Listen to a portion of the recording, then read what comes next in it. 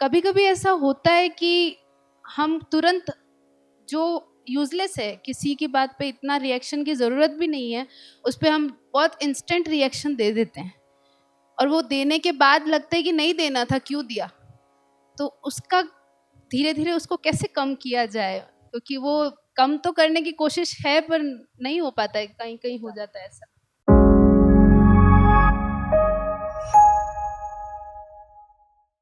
हमारे अंदर काम, क्रोध, लोभ, मोह आदि जो हैं ये विकार हैं, और प्रत्येक त्रिगुणात्मक प्राणी जो माया से युक्त है उस जीव में ये विकार होंगे, चाहे वो पशु हो, चाहे वो पक्षी हो, चाहे वो मनुष्य हो।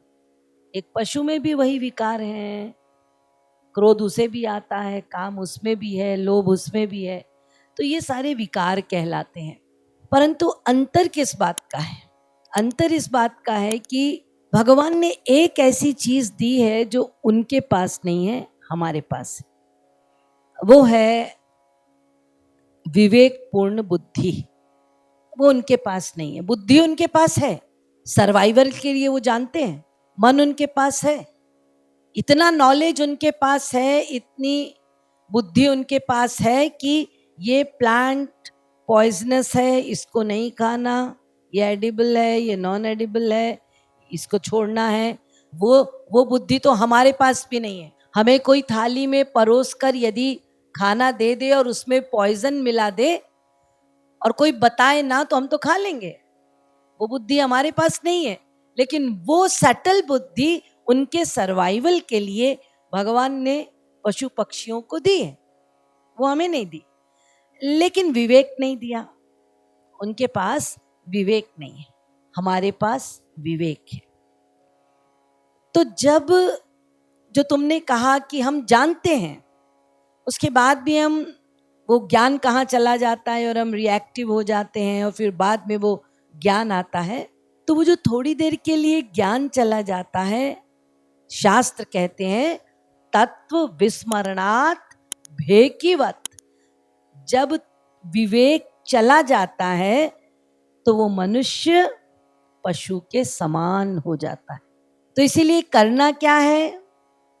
अब इसका उपाय, तो इसका उपाय ये है कि हम अपने तत्व ज्ञान को स्ट्रॉन्ग करें। क्योंकि क्या कहा गया?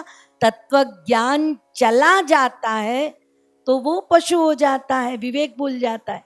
तो हमें वो कार्य करने हैं जिससे हमारा विवेक सदा जागृत रहे।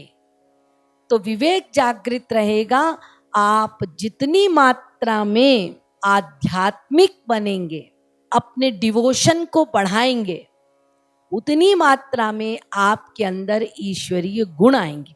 और जितनी मात्रा में ईश्वरीय गुण आएंगे, उतनी मात्रा में ईश्वरीय गुण का आना ऑटोमेटिकली अवगुण का जाना। तो जब ईश्वरीय गुण हमारे अंदर आते हैं तो वो प्रकाश क्रिएट कर देते हैं आपके चित्त में, और फिर आप में एक ट्रांसफॉर्मेशन होता है। सत्य, दया, सहानुभूति, प्रेम, ये जब आपके चित्त में भरने लगता है तो फिर वो सबके प्रति होता है।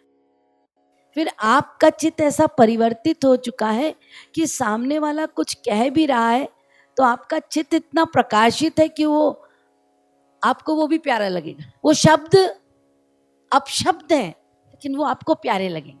अभी चित्त मैला है, उस पर हम कोई वर्कआउट भी नहीं कर रहे हैं, अवगुण भरे पड़े हैं, मार्जन भी नहीं हो रहा है, तो that's natural whatever is happening. But you have to do, you have to work out for that. करना होगा। आप ये मत सोचिए कि मैं अपना क्रोध छोड़ूंगा, मैं अपना लोभ छोड़ूंगा, कभी नहीं होगा।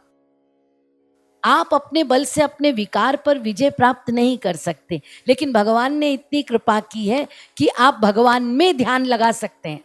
तो भगवान में ध्यान लगाने पर, उनसे प्रेम करने पर, उनकी स्तुति करने पर, उनका चिंतन करने पर उनके गुण आ जाएंगे। जब उनके गुण आ जाएंगे तो अपने आप ट्रांसफॉर्मेशन हो जाएगा। ट्रांसफॉर्मेशन होगा तो सिया राम मैं सब जग जानी, तो अच्छा हो जाएगा सब। तो इसीलिए बेटा एक ही चीज है, अपना डिवोशन बढ़ाओ। महाराज जी का सिद्धांत यहाँ क्या कहता है, उसको करना है। तो अपने ऊपर मेरा कंट्रोल है, मैं न्यूट्रल हो जाऊं, मैं मौन हो जाऊं, गंभीर हो जाऊं और न्यूट्रल हो जाऊं, लेकिन मैं रिएक्ट ना करूं।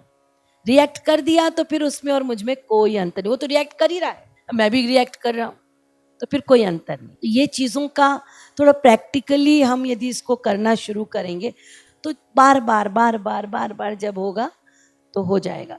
अब देखो, कभी कभी ऐसा होता है कि हमारी यही टेंशन रहती है, वो मुझे ऐसा सोचती है, वो मेरे लिए वैसा सोचता है।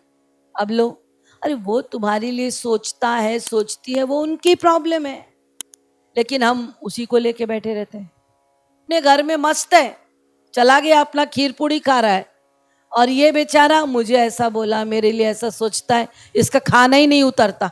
बताओ, एक अपना काम करके चल दिया और दूसरे का खाना ही नहीं उतर रहा, और वो सोच सोच के सूख के लकड़ी हो गया, और इसको पता भी नहीं वो सूख के लकड़ी हो गया कि मेरे ही कारण से हो गया बेचारा, उसको पता ही नहीं, वो अपनी मस्ती में है। तो उस इसीलिए हमें ये सोचना चाहिए कि भाई वो तो अपना मस्त है, मैं क्यों उसके चिंता में पड़ा हूँ। ठीक है, बोल दिया क ख ग, तो मेरा कंट्रोल मेरे ऊपर है, मेरा कंट्रोल उस पे नहीं है, मैं अपने पे वर्क करूँ।